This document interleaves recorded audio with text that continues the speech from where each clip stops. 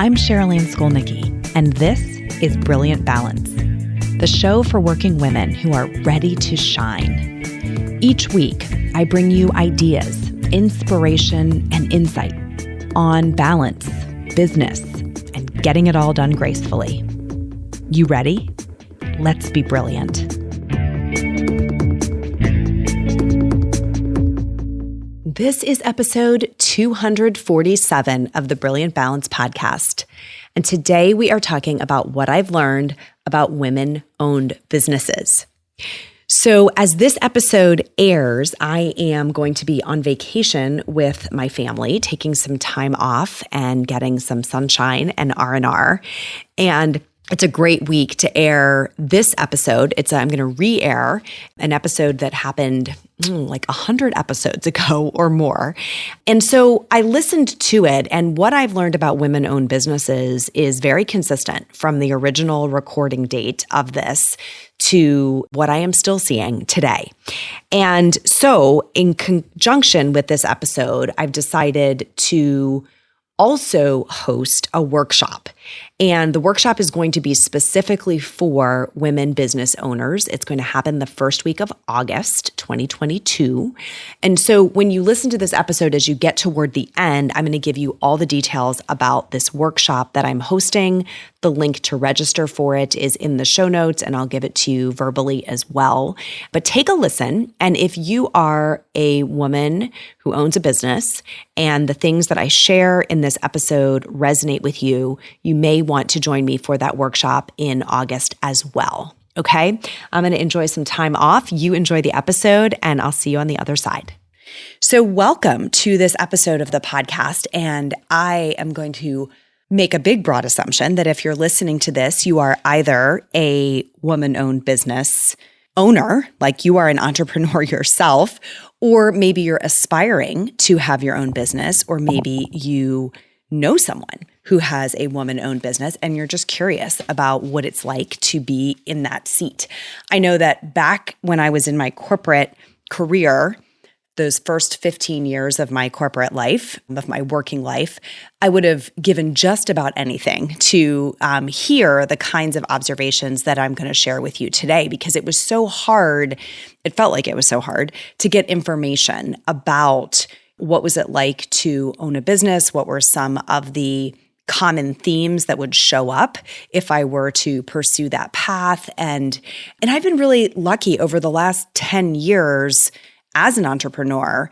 First of all, I have my own experience, but I also have had this front row seat to working with a number of female entrepreneurs.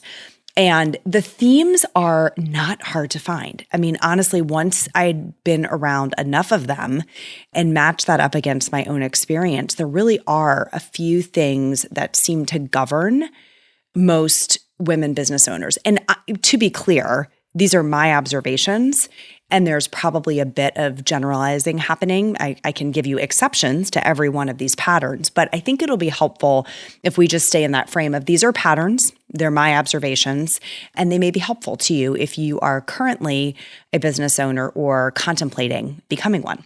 So before I get into my own observations, I thought it might be just good to set the stage a bit with what is the environment like for women-owned businesses today. And the data that I'm going to share comes from the State of Women-Owned Businesses report, which American Express does. And this is the 2019 data.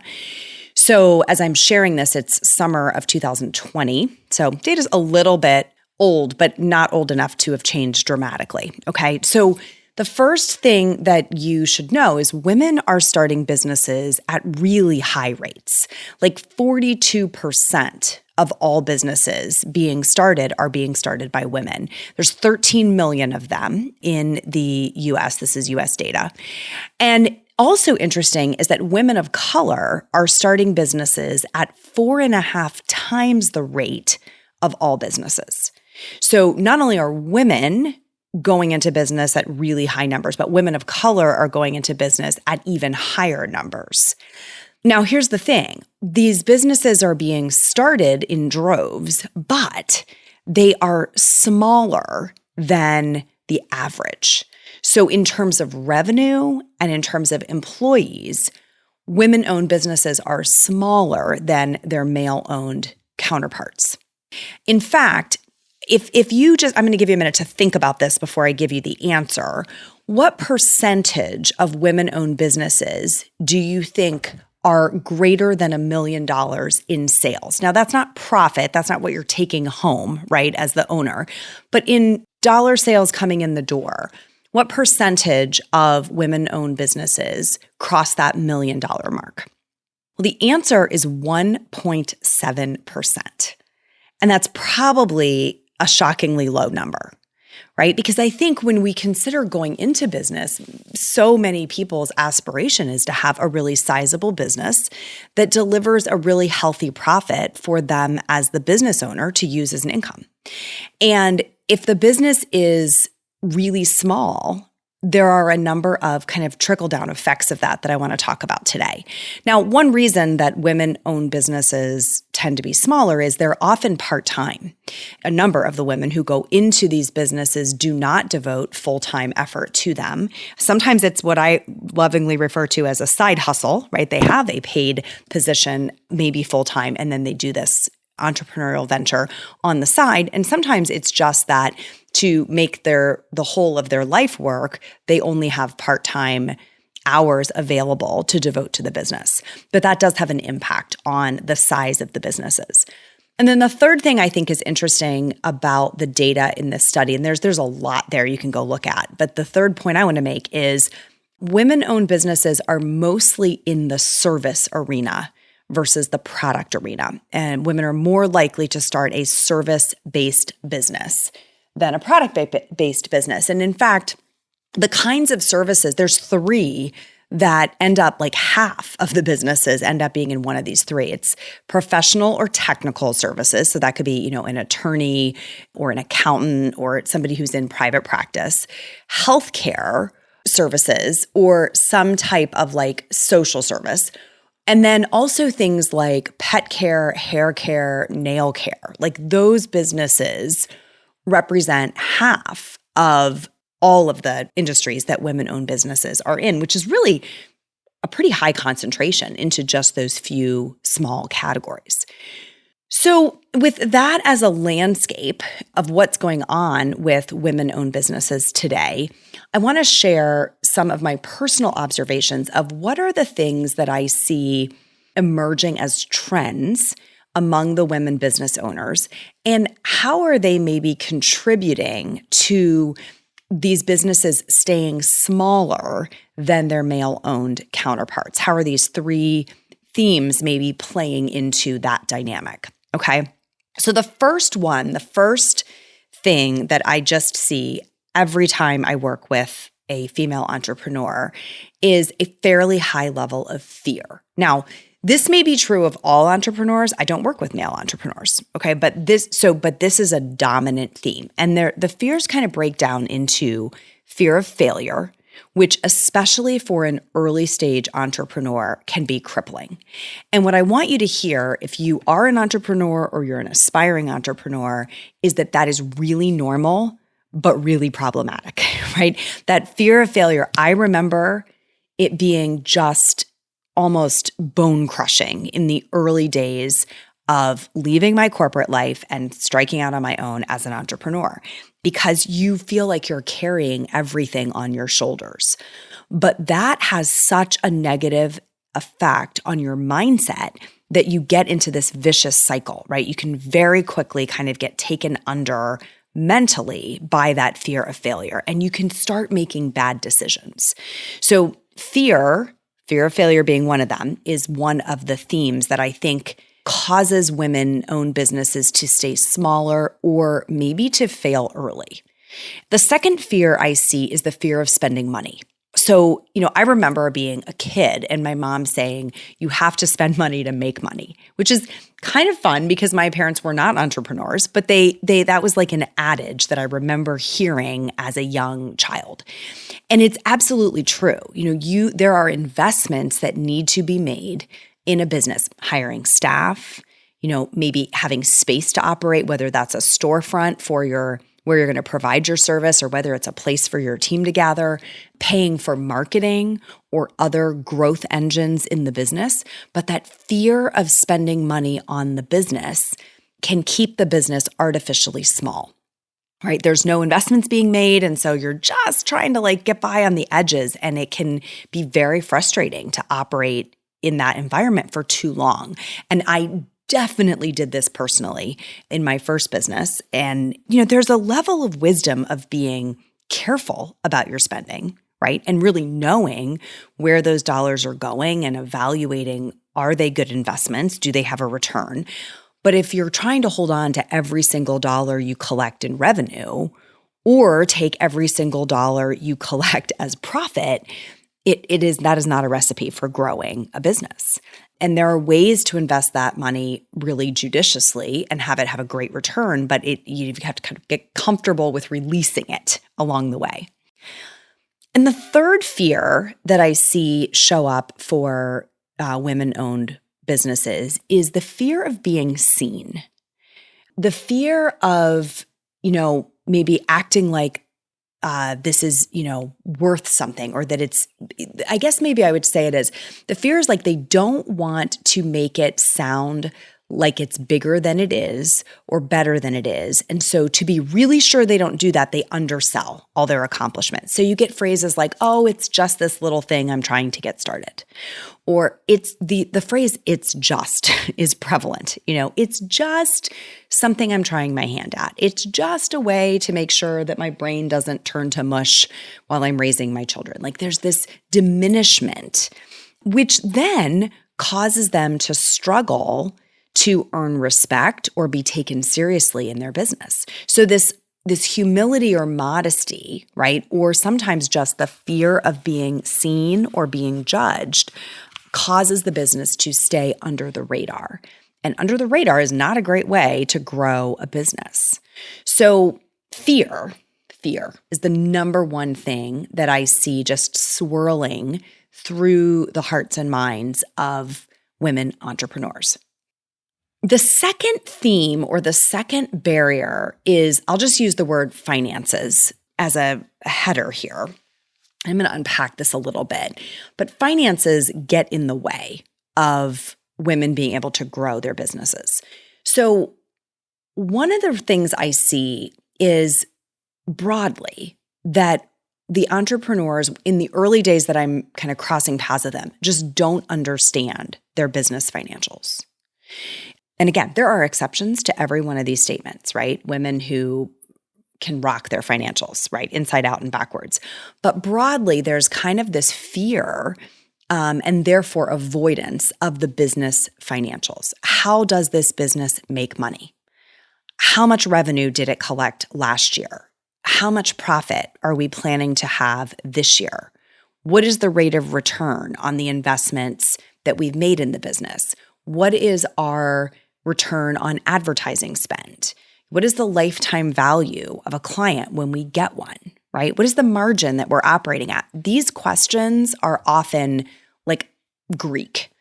And for the women who do understand them, it's a game changer, because having a grasp of how does this business make money, right? What has to be true for us to get a customer?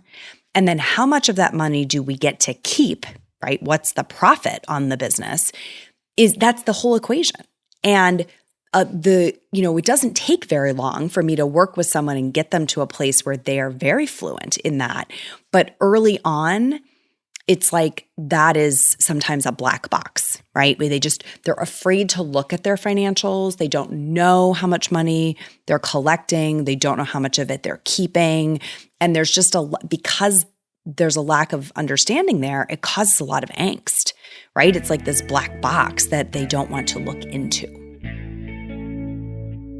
Do you ever find yourself saying, I just need a minute to breathe? While the whole idea of meditation can sound totally intimidating, I've found that stepping away from the chaos of life, even just for a few minutes, is incredibly restorative. So if you're short on time, but could use a few moments of peace right about now, listen to my 5-minute meditation for working moms. It'll help you clear your head and come back to your day feeling centered and refreshed. Head over to brilliant-balance.com/breathe. Press play and settle in for a few mini moments of peace right now.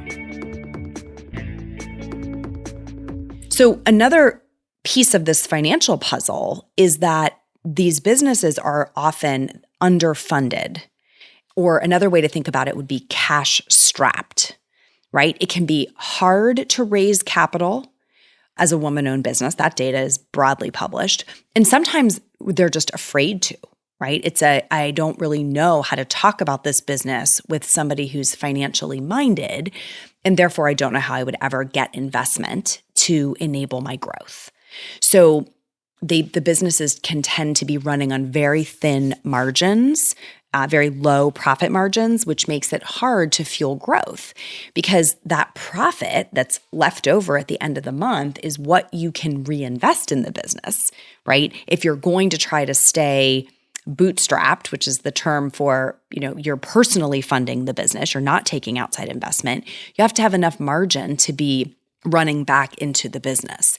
And often because of that lack of understanding of the business financials, they either don't know how much is left or, they're afraid to take anything at the end and spend it back because they're worried, well, what if it's not there next month, right? What if I can't pay a fixed cost next month because I invested in something designed to fuel growth?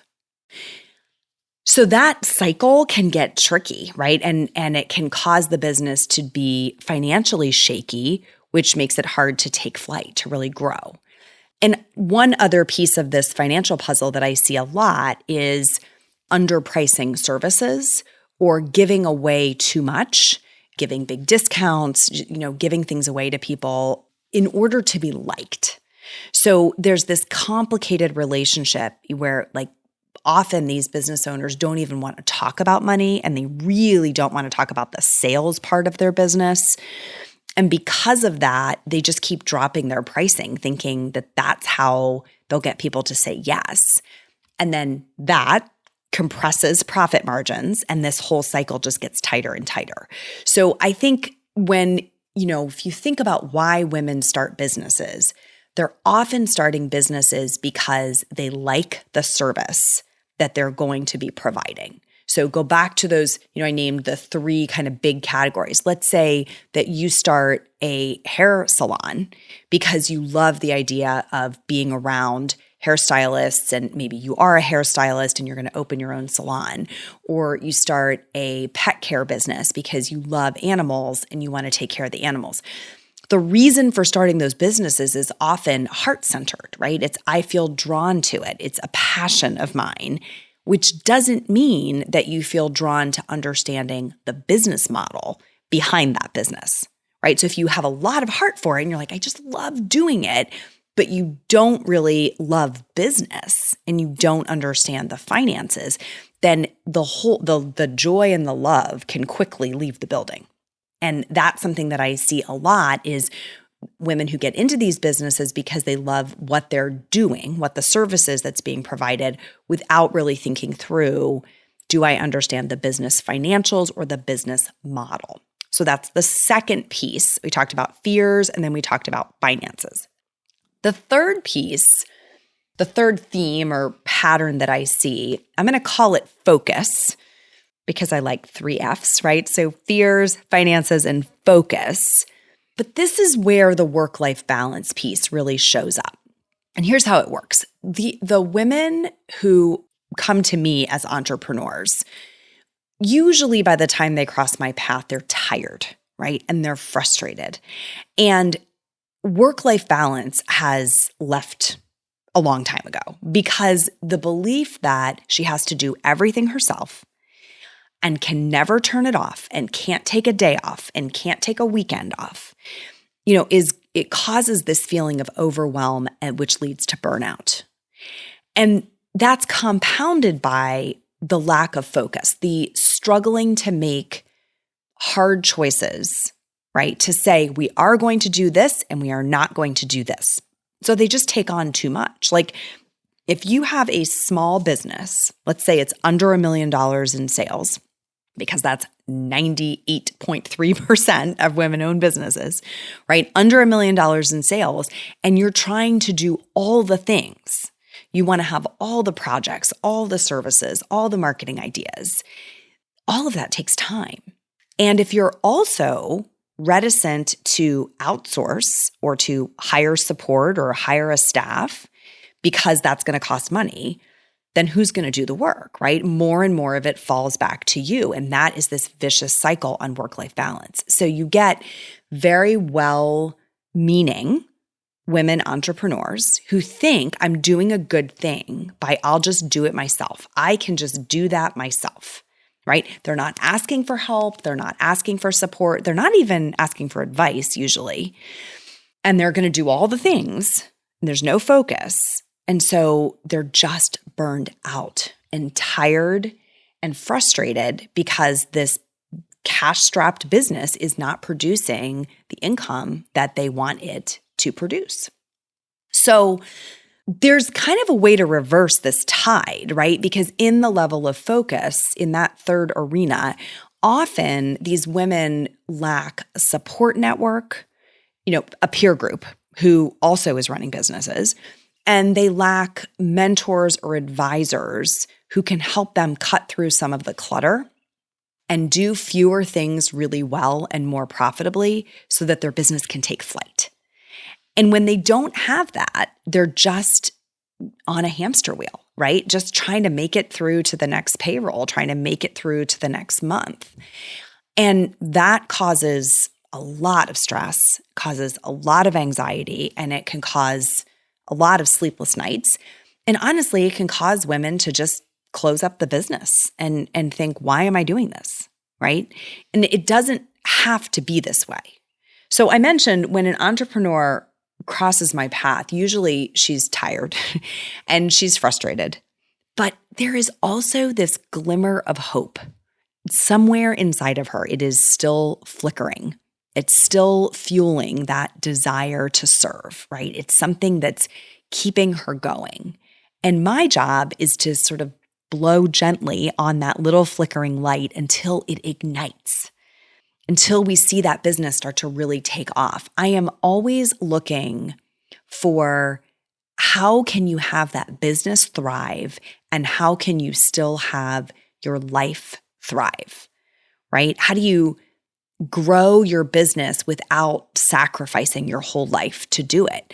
And there are ways to do that. There are tricks of the trade, things that I've learned, things that I've taught that I am ready to share, would love to share. So here is what we're going to do. Freshly designed for 2022 and the environment that we are in now, I am going to host a free workshop in the first week of August called How to Build Your Business Without Breaking Your Life, right? Because that's really what I think every entrepreneur, every business owner that I know is looking to do. How do I satisfy my ambition and my creativity and my vision for this business without breaking my life into a million bits in the process? So this free workshop is going to be exclusively for women business owners. I'm going to host it across 2 days. So we're going to do 2 shorter sessions on August 2nd and August 3rd. That's a Tuesday and Wednesday, 2022. And in this, I'm going to share the principles for how you can run your business without breaking your life. And at the end of that workshop, if you want to be in a group of women business owners and have some ongoing support for implementing what you've learned, then I'll tell you how you can do that inside of a paid program. But the workshop itself is totally free. And we're going to cover a lot about the things that I have actually learned doing this and working with countless other women who have. So a couple things about the workshop that I want you to know and be aware of. There is a registration link, which is important because it's how you'll know where to go on the day of the workshop, how to get in, how to find us. So that link is at brilliant. It's at the homepage of our website, brilliant-balance.com/how. These all have dashes in between them. How to run business. So we will put a link there. Hopefully there'll be a takeover on the homepage of the site just at brilliant-balance.com that you can click on to register for the workshop. It's also linked in the show notes for you. And so that'll make it much easier than typing all of that. You can just click it. Someone is going to ask me, will there be a replay? The answer is yes. If you register for the workshop and we know who you are, then we will make sure that you get the replay. So please try to carve out the time on your calendar to come. We keep this under an hour, both of the days. I move really quickly through the content because I know what your life is like if you're running a business. We'll make it really simple for you to come, get what you need, take notes, and then, I want you to go implement like a boss.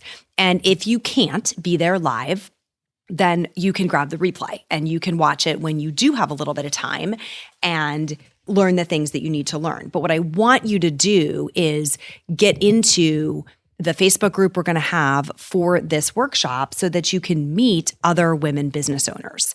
And I will just tell you, when I did that for the first time in my business, that's when my business really took off. The first time that I put myself into a circle of other business owners who talked about the things that I wanted to talk about, that was an inflection point. Like there is a very clear before and after in my business when I did that. And I will also say this, so if you're listening to this and it is not yet August 2nd or 3rd, 2022, go register, come join us. It's going to be an awesome time. Like I'm so pumped about doing this. But I know not everyone listens to this podcast like the minute it comes out. So if you missed it by the time you're hearing this episode, don't freak out. Just message me. All right. You can DM me on Instagram. I'm at @CSkolnicki. You can go to Facebook. I'm Cheryl Ann Skolnicki. DM me there and just say, hey, I missed the workshop and I'd like to connect, and we will hook you up. Okay. So ideally, come have the experience with other women. If it's too late for you for whatever reason, then just DM me and I will take care of it and we will make sure that you get access to this material. So I hope that if you are listening this far, you made it this far in the episode, it's because you're interested and you're going to plan to join us.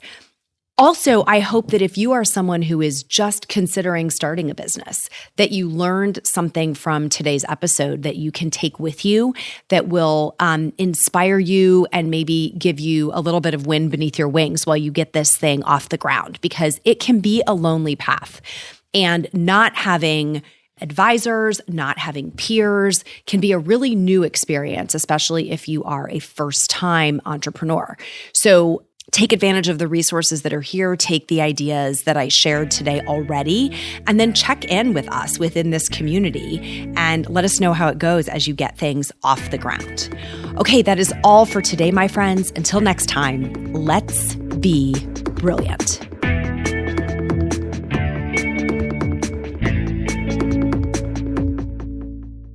This is thepodcastfactory.com.